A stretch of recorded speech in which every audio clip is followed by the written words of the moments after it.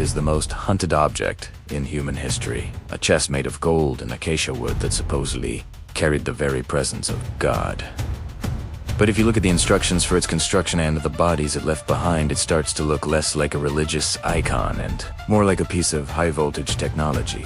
The Bible records that the Ark could level the walls of Jericho, incinerate armies, and inflict mysterious, agonizing tumors on its enemies. Was this divine wrath, or are we reading the first historical account of a weapon of mass destruction? Today, we strip away the myth and look at the blueprints. We are auditing the Ark of the Covenant. Welcome to the ancient verdict. Let's look at the schematics found in the book of Exodus. The Ark was a box of acacia wood, plated inside and out with pure gold.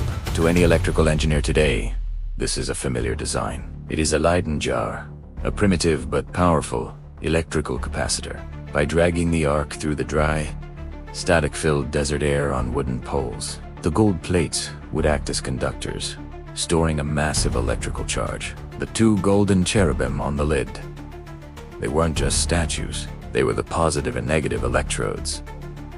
Anyone who touched it without being grounded would be struck by God's hand.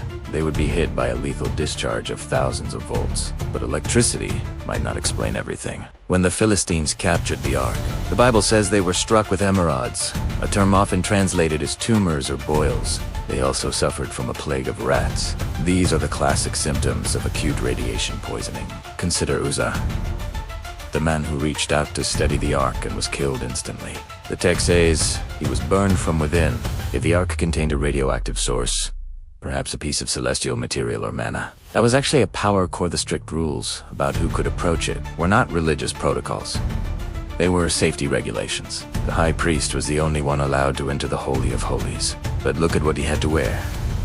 A breastplate of stones, a robe woven with gold thread, and a rope tied around his ankle. Why the rope? So his body could be dragged out if he died inside without anyone else having to enter the hot zone.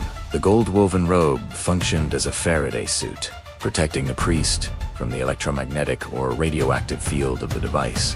This wasn't a ceremony, it was a technician servicing a dangerous machine.